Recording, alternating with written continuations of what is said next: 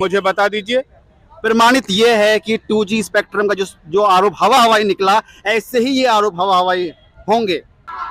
Sir, हम एक विकासशील देश में रहते हैं और यहाँ पर कोई पार्टी एक महीने में, एक साल में बन करके राष्ट्रीय लेवल पर नहीं आ सकती है।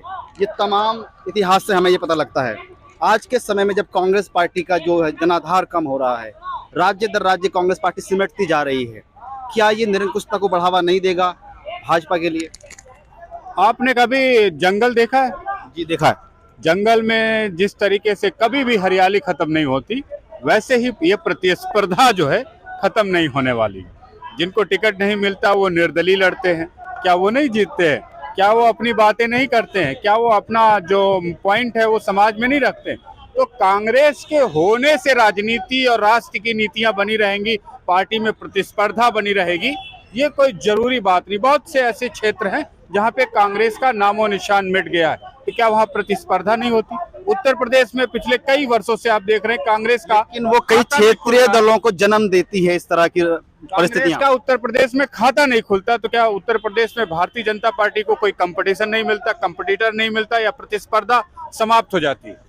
एक तो कांग्रेस का खाता खुलता है उत्तर प्रदेश में, आज भी 2 MLA हैं, 1 MP। ऐसे स्थिति में भी और जो विकल्प बनता है वो कहीं ना कहीं पहले कांग्रेस के वोटर रहे हैं। चाहे समाजवादी पार्टी की बात करें, बंगाल में ममता बनर्जी की बात करें, ये कभी ना कभी कांग्रेस ही रहे हैं। तो कहने का मतलब है कि कांग्रेस का जनाधार ही केजरीवाल जी की पार्टी में जाता है। राष्ट्रीय लेवल पर कांग्रेस जिस तरह कमजोर हो रही है, उससे ऐसा लगता है कि आने वाले समय में वन पार्टी रूल की तरफ देश बढ़ रहा है।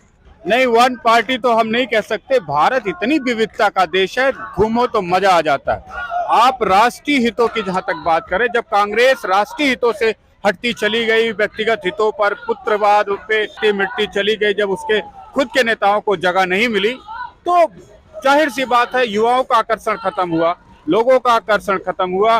पहले जिले के जो जिलाधिकारी थे, उनके जिला कार्यकारिणी थी, उनका आकर्षण खत्म हुआ। फिर राष्ट्रीय कार्यकारिणी में जो टॉप लीडर थे, उनका आकर्षण खत्म हुआ। धीरे धीरे सब मटिया मीट होता चला गया। That is the point. Party अगर राष्ट्रीय राजनीतिक तौर पे है तो हर व्यक्ति को मौका मिलना चाहिए जब भी। लेकिन ये भी तो नहीं भूलना चाहिए कि गांधी परिवार ने कुर्बानियां इस देश के लिए दी हैं, चाहे राजीव जी हो, चाहे इंदिरा गांधी जी हो।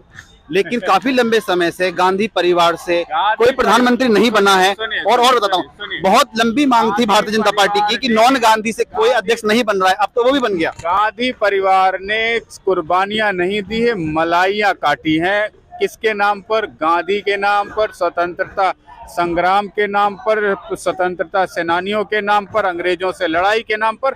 लेकिन जो कत्ल हो गए, जो मिट्टी में मिल गए, उनको ये लाभ नहीं मिला। ये कांग्रेसी है जो तो कैसे परिभाषित करेंगे कि वो मलाई चाटी है? हाँ, सुभाष चंद्र बोस लड़े, क्या सम्मान दिया अब तक कांग्रेसियों ने इस देश में? सुभाष चंद्र बोस को एक रत्ती का सम्मान अगर कांग्रेसियों ने, सुभाष चंद्र बोस जी के नाम संस्थान देश भर में नहीं बने। सरदार वल्लभ भाई पटेल ने क्या कुर्बानियां दी इस देश के लिए?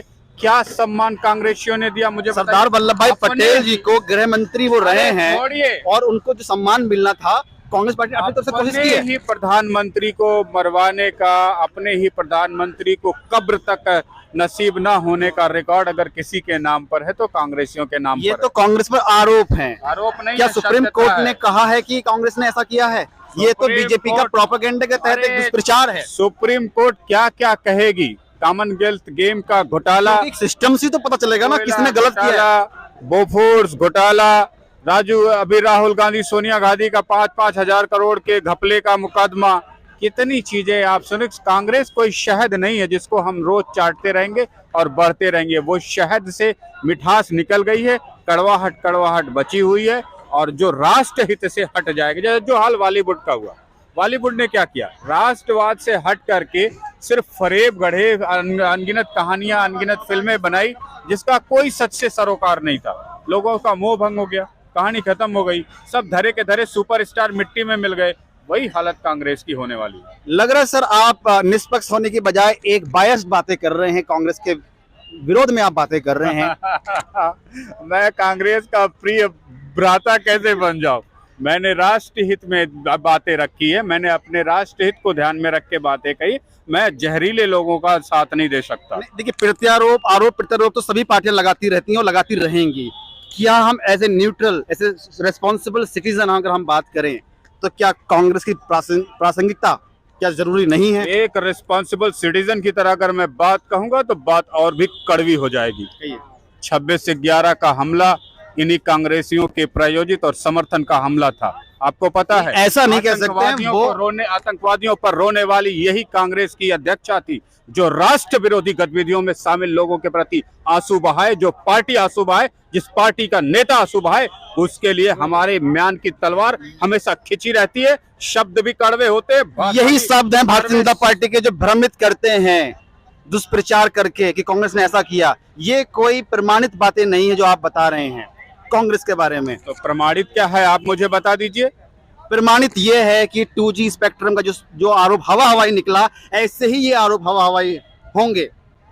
हाँ, ये बात मैं आपकी मानता हूं कि ये हवा हवाई निकलेंगे। और अगर मैं कहूं कि इस राष्ट्र में न्याय का एक भी तराजू ढंग से चला होता तो अब तक न जाने कितने कांग्रेसियों की आत्महत्या करने की नौबत आ गई होती, घर बिक गए होते, उनकी समाज में वो स्थिति होती कि वो समाज को मुंह दिखाने लायक नहीं होते। लेकिन न्याय प्रणाली के ठीक से संचालित ना होने की वजह से, और हमारे देश के नेताओं ने न्याय प्रणाली को कब ठीक किया, मुझे बताइए। आप भारत के न्याय प्रणाली पे प्रश्न चिन्ह लगा रहे हैं। सुनिए,